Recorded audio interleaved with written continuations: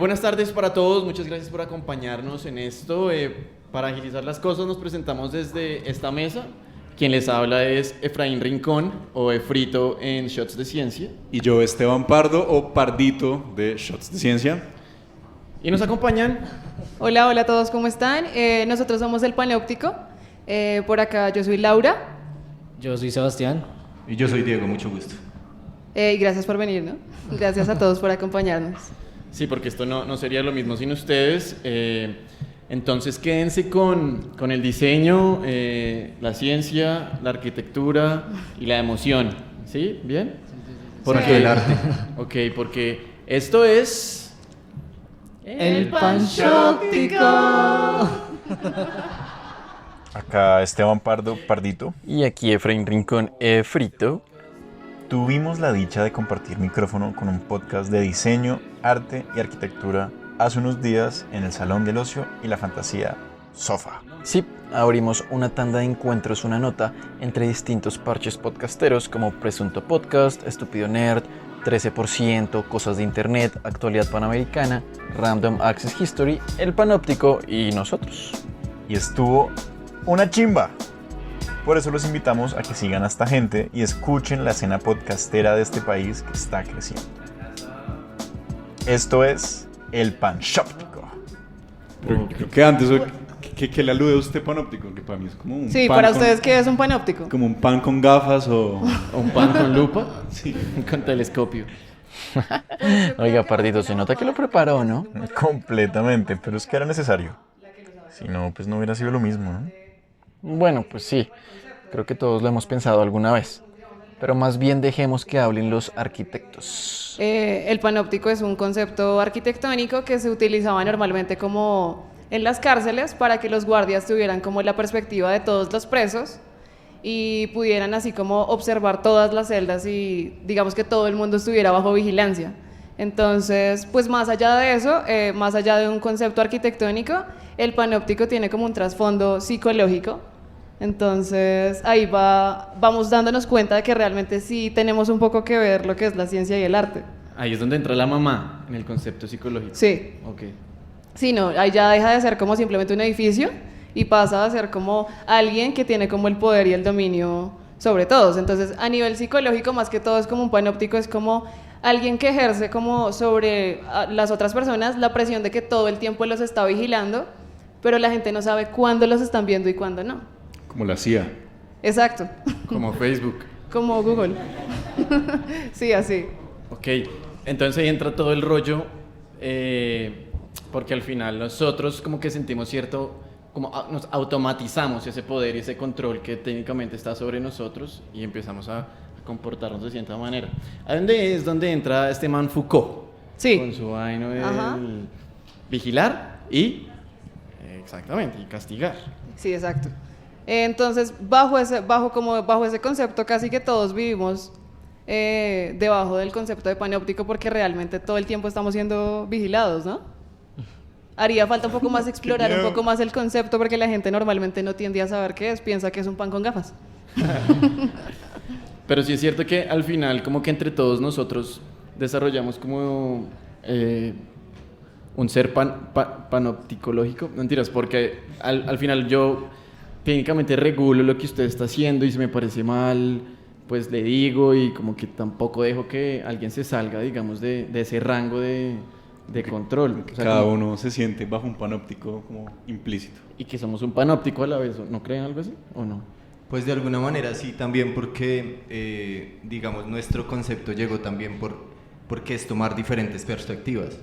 Digamos, en cuanto arquitectónicamente, el panóptico como está diseñado es ver diferentes perspectivas y precisamente de ahí viene el nombre que nosotros le pusimos porque es ver las perspectivas de todo el mundo desde el arte y el diseño. Pero entonces no es tan denso sobre lo de vigilar y castigar, que todos estén haciendo buena arte y todo eso. Bueno. Pues la idea de nosotros no era precisamente vigilar y castigar, si se da en el proceso, Solo castigar. no me parece malo. Solo castigar. De pronto. Pero más allá de eso sí queremos como resaltar que precisamente pues el tema de nosotros hoy es la unión que existe entre la ciencia y el arte, que no son temas tan lejanos como la gente cree. Entonces pues darnos cuenta que el panóptico, más allá de un concepto arquitectónico, tiene como muchísimo trasfondo de una ciencia como y una humanidad, que vendría siendo como la psicología, que la psicología no tiene tanto que ver como con el, por así decirlo, con el arte y el diseño, sino es más como del ladito de ustedes, ¿no? ¿Cómo así del ladito, dice? De la ¿Te refieres ciencia. a la que tienen, ciencia? sí, de la ciencia. Ah, bueno. Porque, digamos, ahí entra, por ejemplo, Pardito, todo este rollo que hemos tenido la oportunidad de trabajar en otros episodios de Shots de Ciencia con la parte de los sesgos cognitivos. Sí, resto. No, eso es muy chévere porque de verdad uno se da cuenta que todo lo que uno percibe del exterior al final pues está interpretado y lo que uno cree que es realidad al final es como el cerebro interpretó esas señales nerviosas y dijo, uy, yo veo rojo, pero ¿qué es rojo?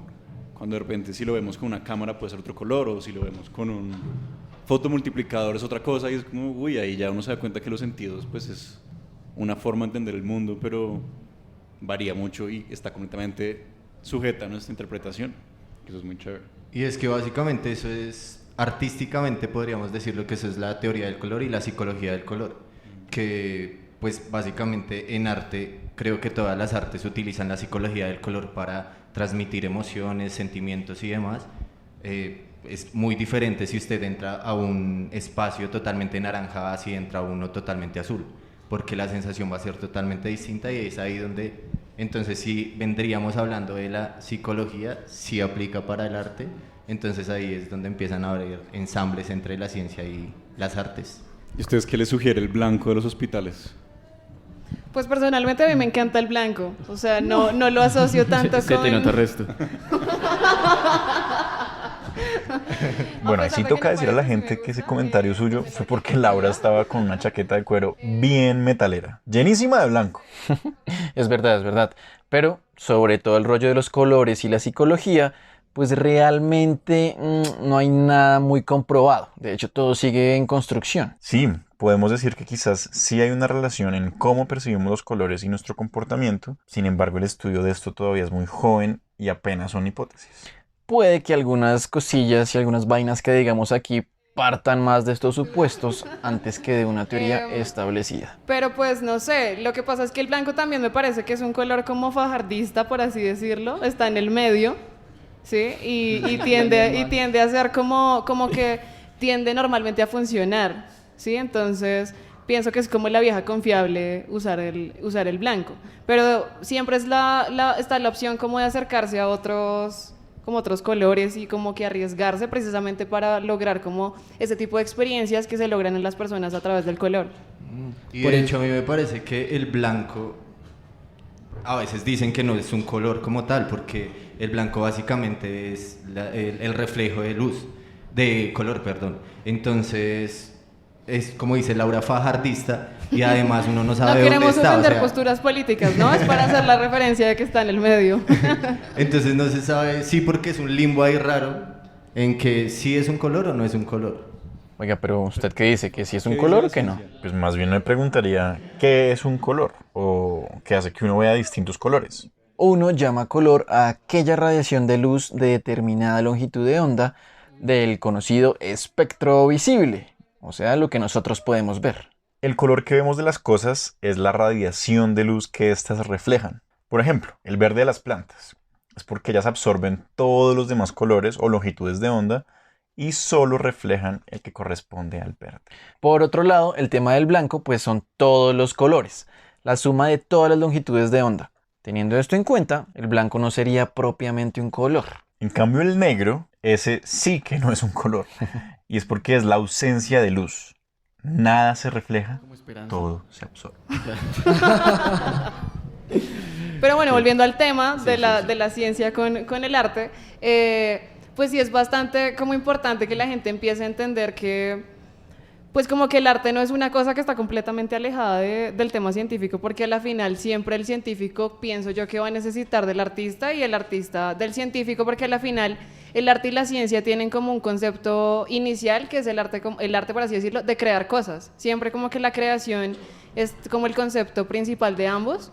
Los artistas pues están siempre como en la búsqueda de crear nuevas cosas y el científico de pronto más allá de crear también de conocer, e investigar, pero a la final se dedican a crear también conocimiento. Claro, Entonces, y yo pienso que es cierto en cuanto a que antes el arte y la ciencia se separaron, pues en el método de la ciencia era el saber y el arte, digamos, o las humanidades era la imaginación. Entonces desde antes siempre vienen separadas, pero la una no sirve sin la otra por los métodos científicos que se tienen que hacer para, digamos en este caso, realizar las obras, que es como el ejemplo más sencillo. Sí, es un tema que da para largo, bien chévere.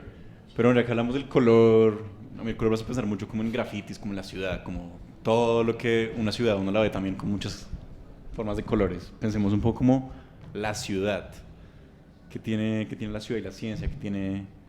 Uno puede decir que la ciudad es un organismo vivo. ¿ustedes qué creen? No sé, por ejemplo, ¿Cómo se define vivo, Efra? En la ciencia. bueno, pues técnicamente, Así desde el punto de vista biológico. desde el punto de vista biológico, vivo tiene que ver con la posibilidad de... Uy, pardito, parce, me corchó re duro. Y pues obvio que yo hablo poquita mierda. Oye, era pop quiz, pero no le iba tan mal.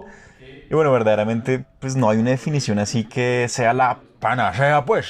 Desde un punto de vista biológico, tiene que ver con preservarse e interactuar con el medio. Bueno, está bien, ahí como para reivindicarme.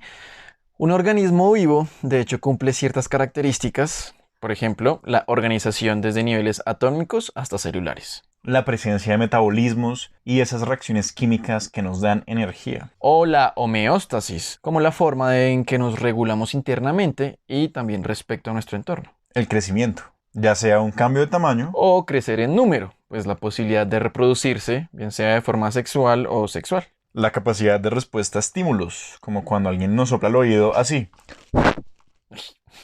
Y la evolución y el cambio etcétera, genético etcétera, a través etcétera. del tiempo. Pero lo que usted menciona sobre si la ciudad uno podría, por ejemplo, ponerle un metabolismo urbano, digámoslo así, ahí va la pregunta. Si por ejemplo, hay una marcha en una vía arteria de la ciudad, ¿hay que se infarta la ciudad o Sí. daño cerebral? Es un o trombo. qué? Hay que hacerle un bypass a la Caracas. Pues realmente la ciudad sí es un organismo vivo. De hecho, es una analogía súper chévere de hacer porque todo el mundo no necesita ser, o sea, no necesitan ser urbanistas o arquitectos o lo que sea para entender la ciudad, sino que, digamos, desde este punto de vista, cualquier persona puede entenderlo porque todos tenemos un cuerpo y la ciudad funciona como el cuerpo, tiene sistemas. Entonces, pues ya sabemos que si algo está fallando en el cuerpo en alguno de los sistemas, en el caso de que si hay una marcha y está taponando una vía arteria, pues lo mismo pasa con el cuerpo, eso mismo pasa con la ciudad. Entonces, si dividimos la ciudad por sistemas, así mismo como se divide el cuerpo, me parece que es muchísimo más fácil de entenderla y de vivirla. Porque desde luego es que, por ejemplo, en el caso de las vías, yo lo asociaría, haría una analogía con que las vías es como el sistema circulatorio en el cuerpo. Por ejemplo, si hablamos del sistema respiratorio, entonces pueden ser como toda la estructura ecológica principal, los espacios públicos, ese tipo de cosas. Entonces, la idea es que el ciudadano empiece como a hacer ese tipo de analogías y le quede más fácil comprender cómo funciona la ciudad. Una forma muy chévere de verla, creo, es pensar como un organismo multicelular. Entonces, si uno ve como cada ciudadano es una célula Sí. y lo ve en un organismo multicelular como nosotros, pues lo primero que tienen que haber hecho esas células para poder vivir en comunidades es comunicarse y después especializarse. No podemos hacer todas células de piel porque si no, pues, ¿quién nos bombea sangre? Y también tener la posibilidad de dedicarse a algo, pero poder cambiar eventualmente, ¿no? Eso ocurre mucho en los organismos. Sí, siempre tenemos como células pluripotentes por ahí que están constantemente volviéndose a algo nuevo. Hay unas que les va re mal, como que quieren pasarla como de alcalde, pero no dan. Y esas células se debería dedicar a otra cosa, ¿cierto? O algo así. Pues a mí me parece muy positivo que ustedes lo vean como que cada ciudadano es una célula, Una cédula. una cédula también. Pero porque, pues desde luego, cada célula en el cuerpo tiene como su función y si una está funcionando mal, pues ya empiezan a haber problemas. Lo mismo pasa en la ciudad. Si uno hace como su labor de ciudadano pensando en que uno es una célula que está ayudando como a que funcione bien un gran organismo vivo, pues desde luego seguramente la ciudad va a empezar a funcionar muchísimo mejor y tal vez pues ya no hayan como tantos problemas dentro de lo que está al alcance de uno, ¿no? No pensando como en los entes gubernamentales y esas cosas que se nos salen de las manos. Y así, perdón. Haciendo una analogía a lo que decía Efra, se puede decir, digamos, como los espacios públicos, por ejemplo. Los espacios públicos en la ciudad normalmente los diseñan para que sean espacios vivos, espacios de esparcimiento, para compartir y demás, pero muchas veces terminan siendo botaderos, terminan siendo lugares inseguros y demás. Entonces es más o menos como la analogía que hacía frente a las células que no sirven tanto. Ok, es cierto. Hay pues digamos ya algo importante que es lo que estamos viviendo ahora y es el cambio climático, ¿no? Okay. El cambio climático en todas las ciudades. Que sí existe, por Sí, si acaso. Sí, ahí vale hacer la cuña, y es que el cambio climático es un proceso natural de la Tierra, históricamente, ciclos fríos, ciclos calientes, pero siempre hay un pero, y es que la manera en que está cambiando la tasa de aumento de la temperatura y precisamente también la concentración de dióxido de carbono es muy rápida. Ajá. Y eso es el tema preocupante. Y de hecho, si uno mira como a nivel geológico, deberíamos estar en rumbo a una época glaciar. Y estamos subiendo la temperatura. Entonces eso es como un argumento más para decir, no, este cambio de ahorita no es natural. Y así mismo como pues cuidamos nuestro cuerpo, creo que es importante cada uno siempre estar tomando agua, estar tomando vitaminas, los alimentos. Entonces también es importante que en la ciudad se reflejen esos estatutos en cuanto, digamos, la recolección de agua, lluvias, los paneles solares, que son como lo más fácil y lo que todo el mundo conoce en cuanto a estos recursos. Porque me imagino que ustedes, digamos, que conocen este tema del cambio climático como más desde el tema científico. Desde luego saben que por lo menos, digamos, en este caso que estamos hablando de la ciudad o de los edificios, sí son como un factor súper importante que determina cómo se vaya desarrollando eso, ¿no? Sí, porque si bien ya esto es una realidad y es algo que ya no tiene marcha atrás, lo que tienen que hacer las ciudades y pues la sociedad en general es buscar formas de mitigar los efectos del cambio climático y adaptarse. Y ahí es donde viene, digamos, cosas como, para contextualizar aquí en Colombia, el río Cauca.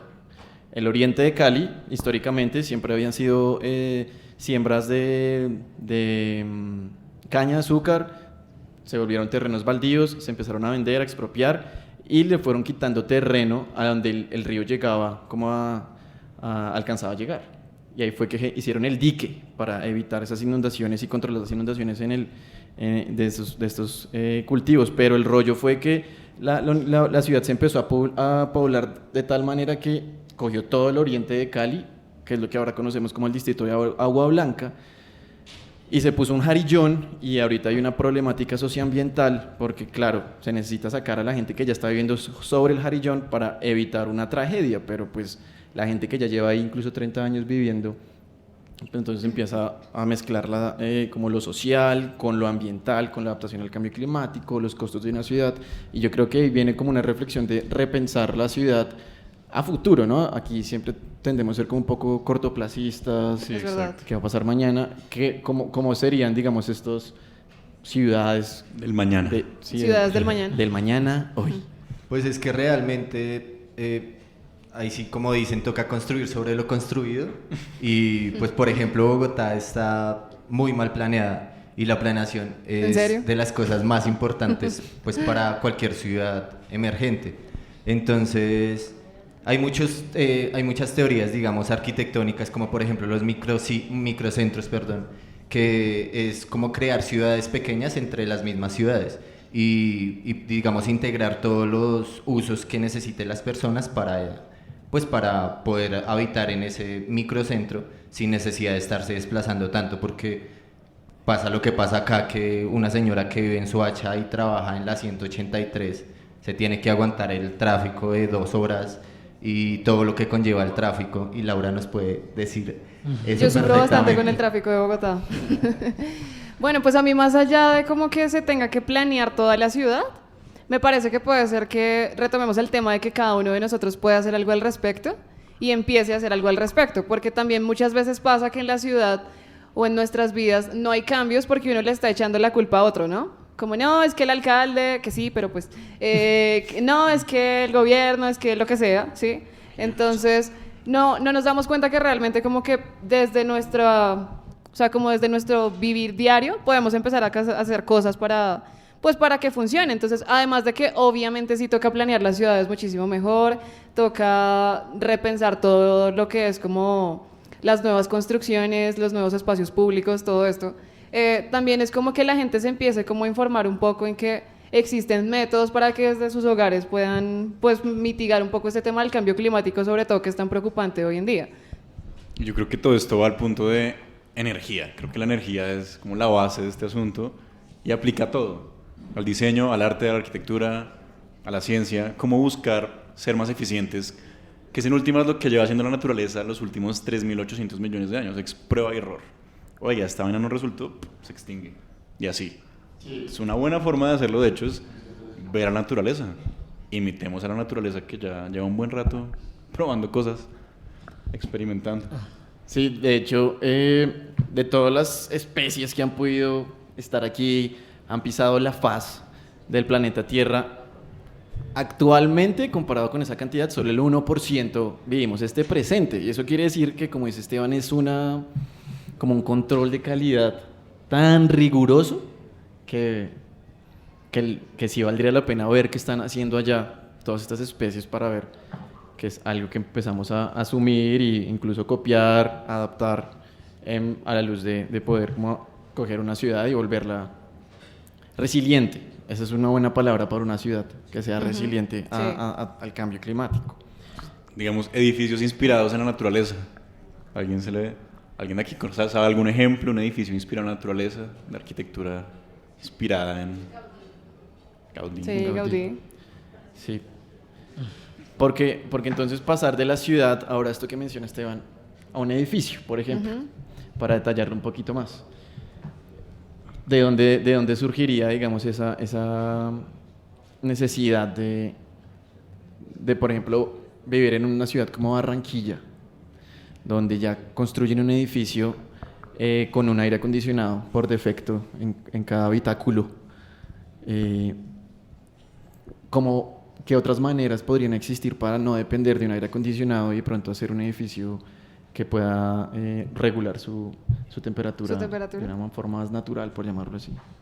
Pues esto ya tiene un poco que ver como con el tema de diseño arquitectónico, obviamente. La forma como el arquitecto busque optimizar como los recursos que tiene a la mano, que no son solamente como, pues no sé, el espacio, sino también pues el clima, la temperatura y demás. Entonces, siempre la forma como se empiecen a disponer los diferentes elementos en un espacio, el tipo de ventana que haya, el tipo de sombra que se logre, todo eso ayuda a que un edificio tenga como un mejor confort térmico. Y pues digamos que devolviéndonos un poquitico al tema de lo que es como que nos remitamos a la naturaleza para empezar a replicar cosas, pues de hecho en el arte y principalmente en la arquitectura esto es algo que pasa un montón, porque pues ya que ustedes decían que la naturaleza tiene como un control de calidad tan fuerte, pues asimismo sus sistemas son bastante eficientes. Entonces, pues como los humanos no somos tan chimbas como la naturaleza, tenemos que recurrir a copiarnos, casi que a plagiar pues los sistemas que usa la naturaleza, ¿no? Y en la arquitectura eso pasa un montón, no solamente como con las formas, porque muchas veces, no sé si ustedes hayan tenido la oportunidad de ver que hay edificios con formas de panales de abejas, hay edificios que en cuanto como a su confort térmico adoptan cómo funcionan más o menos los nidos de las hormigas. Bueno, todo este tipo de cosas que se puede como abstraer un concepto de la naturaleza, la forma de una hoja, bueno, de cualquier lado puede salir un concepto realmente para uno como arquitecto. Si uno como que se toma la labor de echarse el parlazo como debe ser, de cualquier lado puede salir un concepto. Entonces, es otra forma de ver cómo el arte siempre igual necesita como de la ciencia, porque pues nosotros como arquitectos no podríamos entender cómo funciona un sistema natural sin la ciencia. Entonces, clave invitar a un biólogo a la mesa de trabajo. Sí, porque ahí es donde entra todo el rollo de la... ¿Cómo así ustedes no son biólogos? No. Chan, los engañamos. y no funcionó. No eran shots de ciencia, eran shots. Shots y más shots. Yo creo que esa parte es muy clave, ¿no? Y ahorita siento que el mundo, la necesidad de dejar de ser como estos caballos, no sé cómo se llaman, lo que hace que solo puedan ver en una dirección. Como que Lo que le ponen a las zorras. Exactamente, exactamente. ¿Cómo se llama eso? Zorras, ¿no? No, Ya pero... no existen, ya no Bueno, existen. ¿cómo se como el llamaba elemento, eso? ¿cierto? ¿Alguno sabe un concepto más Caballo. bonito? Pero bueno, el caso es que les hacen ver a donde ellos quieren ver y un poco el mundo ha venido funcionando como en clave de eso, de disciplina 1, disciplina 2, disciplina 3. Creo que lo chévere es romper estas... O sea, el ejercicio que debimos haber hecho fue uno sentado por allá, uno de arte, otro shot de ciencia, otro por allá. ¿no? Entonces yo creo que eso es bueno, digamos, ver cómo la naturaleza, la arquitectura, el diseño, como con varios ojos. Exacto, y más allá de compararnos y como poner un versus ahí es unirnos, es saber que con la ciencia se logra la arquitectura, con la ciencia se logra el arte, o sea, siempre van a estar la química, incluso la física, todo siempre tiene que estar en conjunto. Es que el humano se tira a todo porque realmente... Sí, o sea, Conclusión. Odiamos los humanos. La integración del arte con la ciencia, con la psicología, con todas las profesiones habidas y por haber, ha existido durante toda la vida. Por ejemplo, nomás vemos obras de arte antes, como hacían las pinturas y demás, era con la naturaleza, habían pigmentos de plantas y demás, pero el humano pues ya inventó químicos y demás, y bueno, ya se empiezan a tirar todo, porque es que realmente... Pues no necesariamente, ¿no? Bueno, Ay, yo creo bueno, que pues sí, pues una parte no es tan chévere y otra parte también igual ha sido... Es necesario. Pues es ayudado, necesaria, es ayudado, necesaria. Pero digamos que los grandes naturalistas como del siglo XIX sí eran todos de toderos. Eso sí es cierto. Zoólogos, químicos, médicos, pintores, porque tenían que dibujar lo que veían para poderlo compartir. Entonces tenían necesidad de saber de todo, porque si no, no podían comunicar sus descubrimientos. Entonces muy chévere, y yo creo que sería bueno enseñar eso, digamos, pues por un lado de las ciencias, como, oiga, si usted quiere aprender de biología, dibuje esta flor bien, aprenda técnicas de dibujo para que pueda compartir y que la gente le entienda. En últimas es eso. Y no que solo los científicos lo entiendan, que es otro problema, y es que todo el mundo lo entienda. Sí. Pues yo pienso, perdón. No, yo solo Que- digo sí. Sí. Que la ventaja que tiene el arte es que por medio del arte tal vez siempre las cosas se entiendan más fácilmente, ¿sí? De pronto no es lo mismo o sea, que un científico le explique a uno un concepto a que un dibujo a uno se lo explique. Entonces, desde luego siempre está la necesidad de trabajar como en común y que además de eso son cosas que están inmersas en la humanidad todo el tiempo. O sea, uno no se fija, pero uno todo el tiempo está viviendo arquitectura. Así usted está en el campo, hay vías, lo que sea, todo el tiempo uno está viviendo arquitectura. Casi que los arquitectos controlan cómo vive la gente, porque si un arquitecto... Panóptico. somos panópticos. Propio panóptico. Si un Vigilamos arquitecto todo. diseña mal un espacio, ya hace que de pronto usted no duerma igual, que sí, que como que su vida no se desenvuelva igual. Y lo mismo me parece a mí que pasa con la ciencia. O sea, hay física en todo lado, hay química en todo lado, entonces me parece que es chévere entender que así, digamos, uno no tenga nada que ver ni con arte ni con ciencia, entienda que a la final no es tan así, porque uno es arte y también es ciencia. Sí. Hay una vaina Eso que... merece un aplauso, yo diría. Gracias. Hay una vaina que se llama biomímesis. Prácticamente es... A ver, desglóselos. ¿Qué es? A ver, Como bien aprendimos en la Mira. carrera. raíces. A ver, bio, de vida. Mímesis, de imitar. Entonces, ahí sí se reúne todo un pool de personas, diseñadores, arquitectos. O sea, todos los que ven un problema se reúnen a ver cómo lo solucionan, pero a través de lo que le puede enseñar la biodiversidad. En nuestro caso en Colombia, por ejemplo, pensemos, si somos este país súper mega diverso y toda la vaina y el discurso del segundo con más aves y tal, o el primero y no sé qué. Y el más feliz, ¿no? Sí, exacto.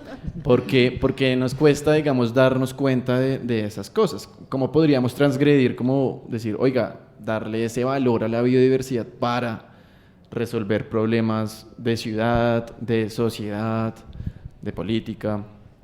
¿Cómo la ven ustedes ahí? Pues vuelve a pasar un poco lo que hablábamos ahorita de que debe ser también la persona la que se informe, ¿no? O sea, no solamente como que sea labor de los especialistas en eso, sino como que la persona, o sea, la gente del común en general entienda que, pues como que la biodiversidad sí es algo muy importante y cada quien lo hace como le quede más fácil desde su disciplina, ¿no?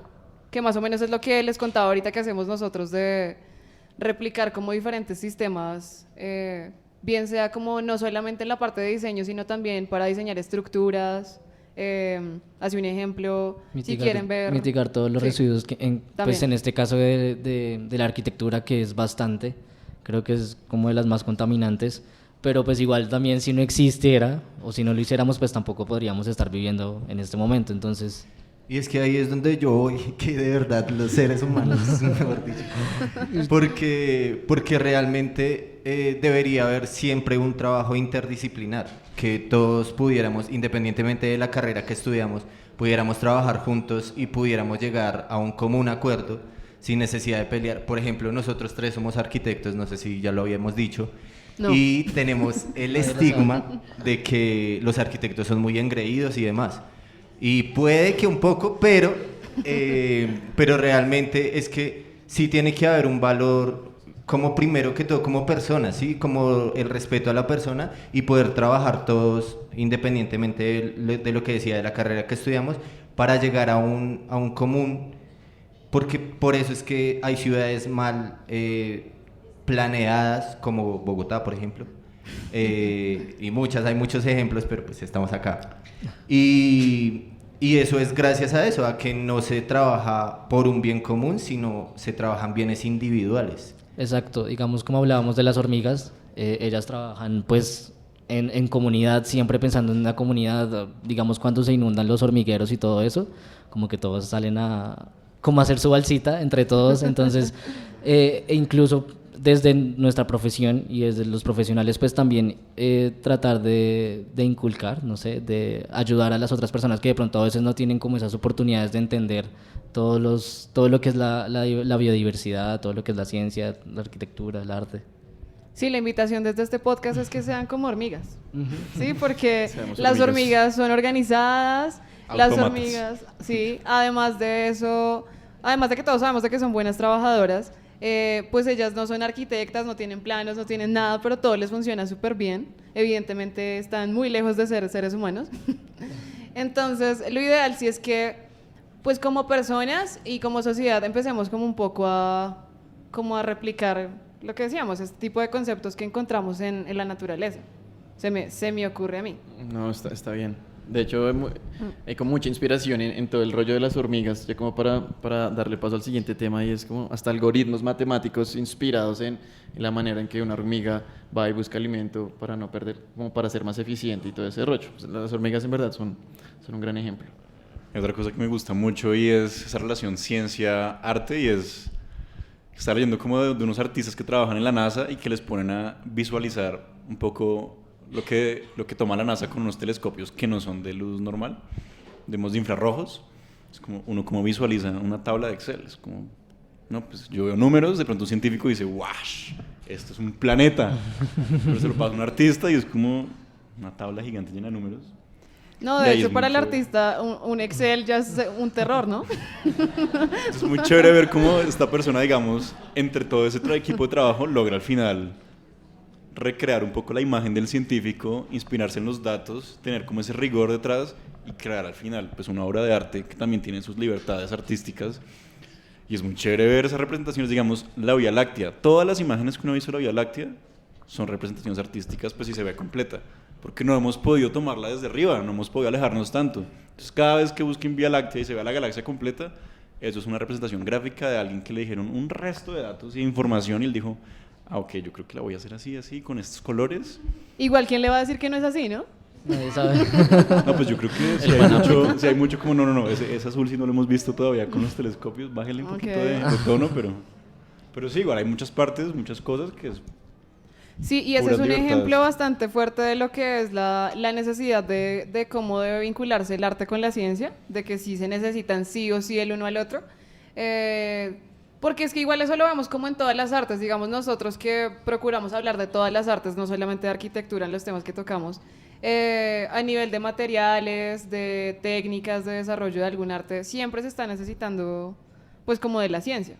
Sí, yo creo que es como... Sí, sí, sí. Pues lo que hablábamos un poco de ahí de la química, ¿no? Ya la creación de todos los materiales para realizar estas obras. Obviamente, pues digamos en la escultura antes era punta de... ¿Cincel? Cincel.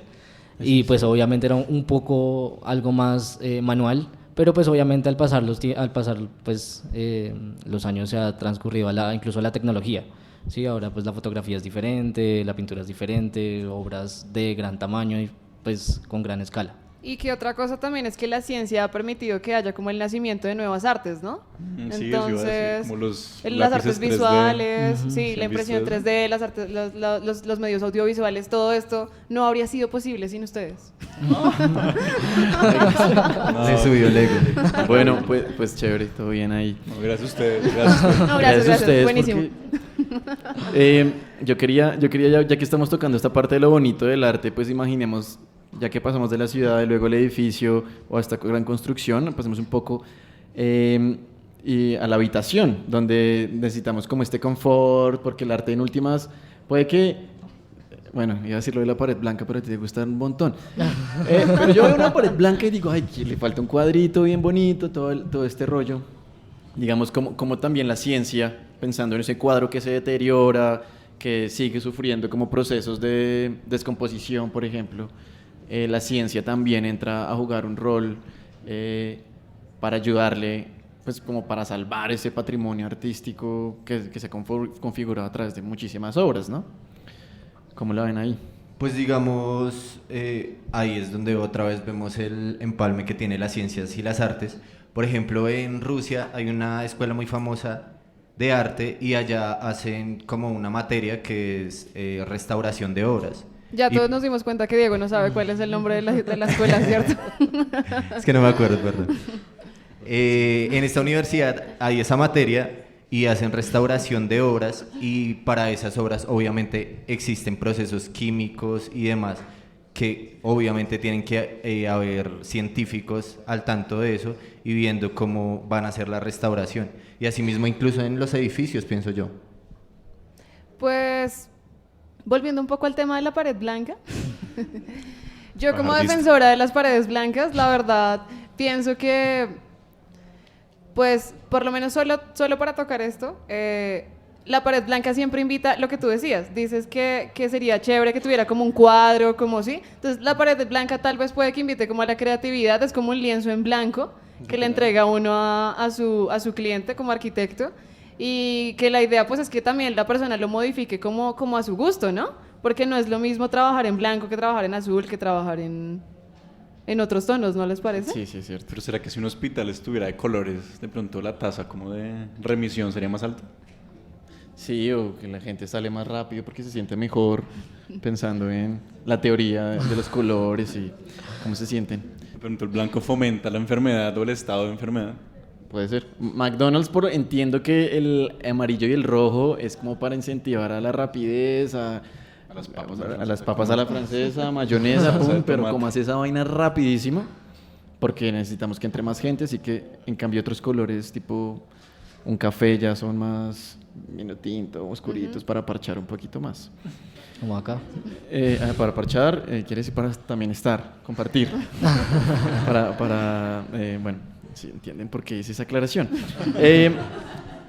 Digamos que hay algo muy chévere y es precisamente todo esto de la restauración del arte. Incluso los microorganismos que están ahí descomponiendo una escultura, una pintura, también se utilizan microorganismos para salvar pues, esa obra de arte. Y eso ocurre un poco por la reflexión de que uno siempre piensa en las bacterias o en los hongos como algo relacionado con infección, con enfermedades, etcétera, etcétera. Pero, de hecho, nosotros necesitamos muchísimo de estos microorganismos para vivir. La vasta mayoría de los microorganismos no nos hacen nada. Exactamente, todos son re chéveres. Chimba. Sí. Entonces ahí también es un poco cambiar como eso, ¿no? Por ejemplo, Pensamiento. esto de que un artista pueda decir, estos procesos de restauración de esta obra de arte se están haciendo a través del uso de una bacteria, pues eso ya cambia como la forma de que una persona se acerca, digamos, a las bacterias, ¿no? Sí, desde luego. O sea, si se empieza a ver como este tipo de alternativas de cómo la gente, de cómo, digamos, un artista puede acercarse como al tema científico, creo que no estarían como tan aparentemente alejadas las dos, como estos dos campos, ¿sí? Porque normalmente, pues si yo como artista pienso como en ciencia, pienso en una tabla de Excel, ¿sí? No pienso como en algo tan creativo. Tiene como su belleza. No sé desde qué punto de vista, pero creo que... Bueno, pero a lo que voy es que sí sería bueno pues como siempre tratar de buscar estas alternativas que ustedes dicen, que digamos el artista empiece a conocer este tema de los microorganismos, de cómo pueden ser no solamente algo negativo para su obra, sino también algo positivo, y se acerquen un poquito más. A mí me parece que de hecho los científicos han sido los que han dado más el paso de acercarse como hacia el arte, porque pues digamos que necesitan del tema de la ilustración, de las fotografías y demás para representar como, sí, todo, para comunicar como todas sus ideas.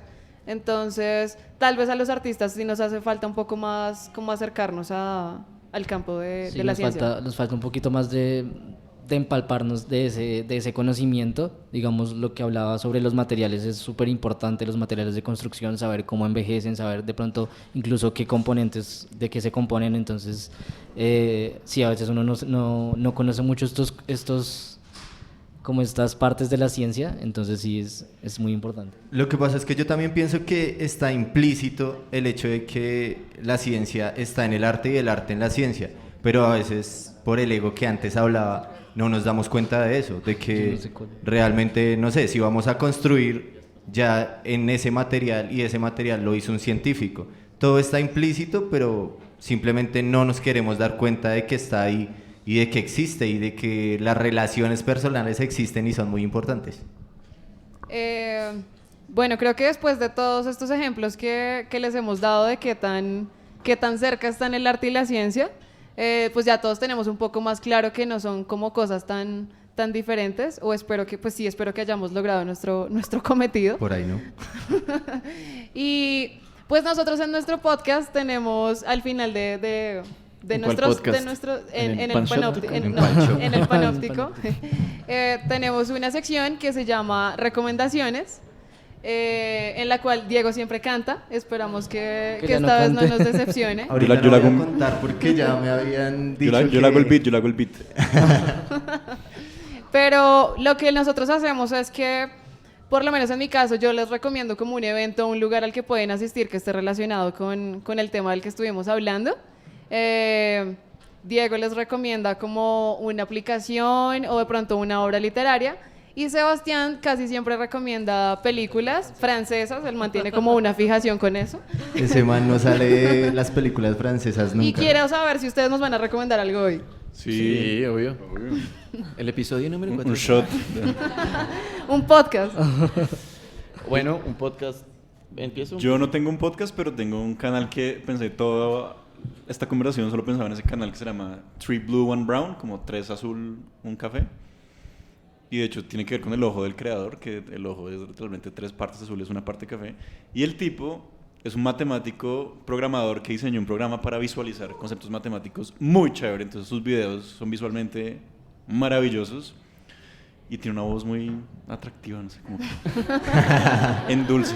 Entonces se lo recomiendo mucho. Es una forma de entender principios matemáticos de una forma jamás pensada, como muy recomendado. Bueno, yo voy a recomendar una gran influencia de Shots de Ciencia. Es un podcast que se llama Radiolab, y estos manes, o todo el gran grupo de hombres y mujeres que están ahí, es fantástico porque utilizan muchísimos recursos artísticos, especialmente la música y toda la producción sonora, para explicar términos y conceptos que son muy densos. Y me acuerdo mucho de un episodio que se llama Colors, en el que están hablando como de las variedades de colores que pueden identificar los organismos, desde organismos que solo pueden identificar 2 colores o una gama más amplia, y la forma en que le dan a entender a uno es que cogen a todo un coro como si ustedes fueran un coro, y no sé, entonces en el perro canta solo unas partes. Entonces uno escucha, bla, en los humanos empiezan a cantar más. Entonces uno dice, ok, ya es como más complementario. Pero en los pulpos cantan todos, porque los pulpos pueden ver verde clarito, verde oscuro, verde un poquito, no sé qué. Entonces, Radiolab es muy chévere también como para la ciencia ahí. Bueno, ya que yo les debo recomendar un evento, pues hoy no les voy a recomendar ningún evento. Hoy voy a recomendarles que se acerquen al Jardín Botánico de Bogotá. Normalmente en el jardín hay espacios que se prestan para realizar exposición de ilustraciones de diferentes especies. Entonces es una forma muy linda de acercarse al arte a través de, pues como de la ciencia. Y vayan. Ya. Bueno, mi recomendación de la película es Loving Vincent, que yo creo que todo el mundo, la mayoría lo ha visto, la que no, o la persona que no, lo invito a que la vea. Creo que la animación es demasiado buena y la tecnología que se implementa en esta animación es muy chimba.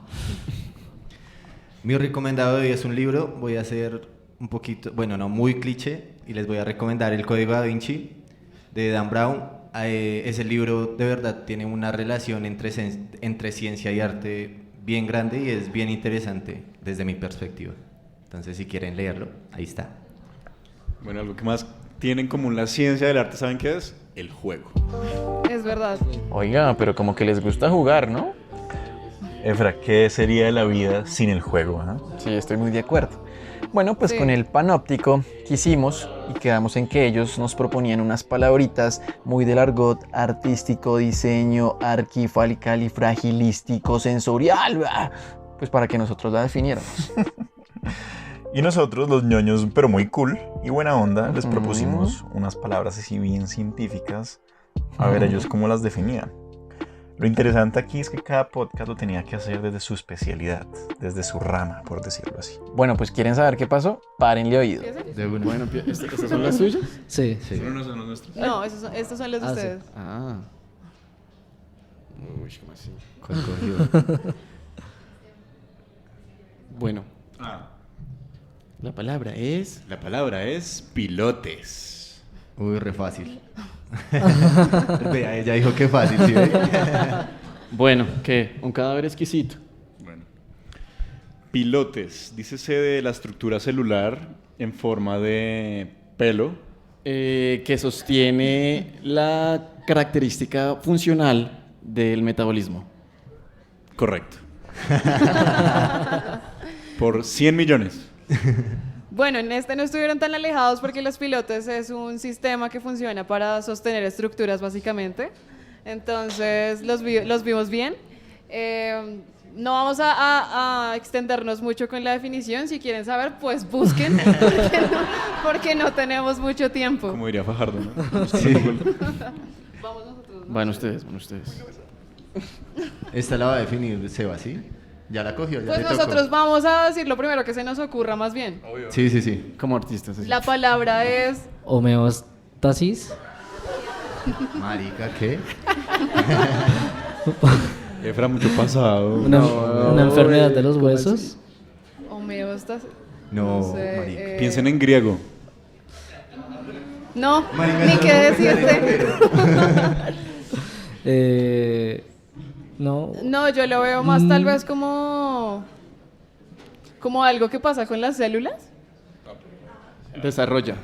Que sea una pequeñita historia. El cambio de las células. A ver, otra algo que vez. pasa con las células. Siento que es como la enfermedad que tuvo Homero o algo así. Home y tasis, no sé por qué. Podría ser. Enfermedad. Está re bueno eso. Está muy bueno. La enfermedad de Homero. Sí, nos quedamos, ya con que eso. nos dijeron que empezáramos en griego. Uy, sí, la última palabra es eso. Ok, bueno, recogemos lo de las células. Está chévere. La homeostasis precisamente es esa capacidad que tienen los organismos de regresar al equilibrio y a la regulación. La fiebre que nos da a nosotros es un proceso homeostático, por ejemplo. El cuerpo está buscando la manera en que llega a esa regulación, entonces aumenta la temperatura. Cuando nos deshidratamos también, entonces el cuerpo lo que va a hacer cuando tomamos suero es regresar a ese estado como homeostático. Homeo es igual y estasis estado. Entonces, mantener el estado igual es No nos clave. alejamos para Obvio, nada. nosotros sabíamos que obvio era igual. No nos Bueno, alejamos, no la nos enfermedad de alejamos del Homero, concepto. por ahí. Última palabra. A ver, Bueno, vayan ustedes. No, esa No, es la de esa es la- nosotros. ¿se dieron cuenta? Sfumato. Uy, esa es re buena. Sfumato. Ese fumato. Es fumato. O 5. Esa Sí, está ese- buena ese- porque si siguen mi recomendación, en el libro va a aclararle la duda. Pues yo ahí pienso mucho como en química, como ato, fumato, piroguato, Fumarato. fumarato. Ah, bueno, pero para los que se rieron, eso sí es un compuesto químico. A ver, pues yo diría esfumato. Es la acción de, sí, como de expulsar de un medio. Un agente foráneo perjudicial potencialmente. El O dícese esfumato, echar. el esfumato es una técnica creada por Leonardo da Vinci, que fue con la que pintó la Mona Lisa. A Diego le gusta Da Vinci, básicamente- ¿no? Es básicamente una técnica. O se vio de la pintura. película ayer. Bueno, vamos nosotros con la última. Bueno, la última. No, la azul.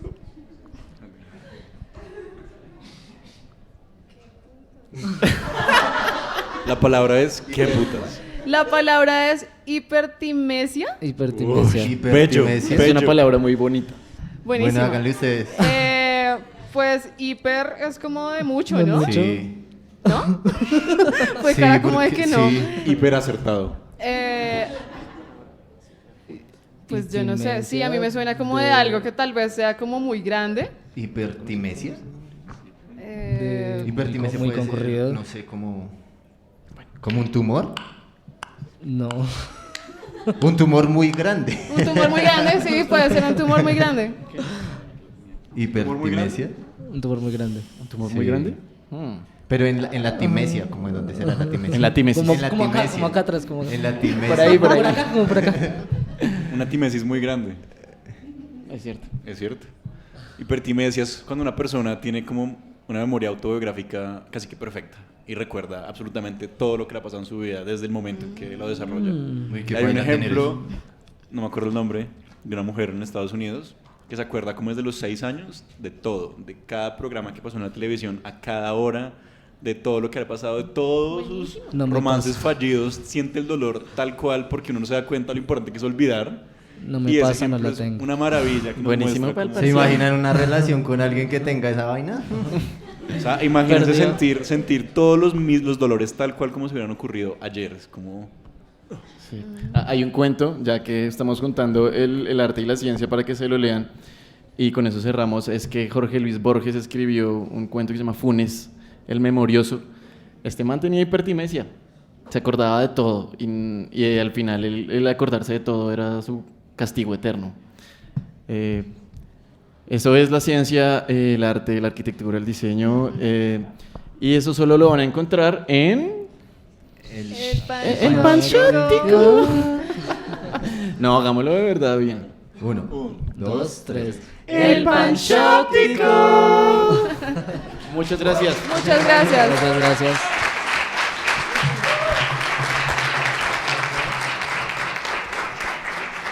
Soy Efrito. Y yo, Pardito. Bueno, pues, Y gracias gracias por a nuestros escucharnos. panas de Los El invitamos a Panóptico, todos a- Laura, Diego y Sebastián. Síganos en redes sociales, en Spotify y en las demás aplicaciones de podcast como El Panóptico. Oiga, y gracias también al parche de Podcastinación, a Presunto Podcast y a Estúpido Nerd, a Juan Dapo y a Sara, y bueno, y todos los que estuvieron conspirando para que este parche ocurriera. Estuvo bacanísimo. Esto es una nota. Así que nos vemos hasta la próxima. Solo por Shots de Ciencia. Shots de ciencia.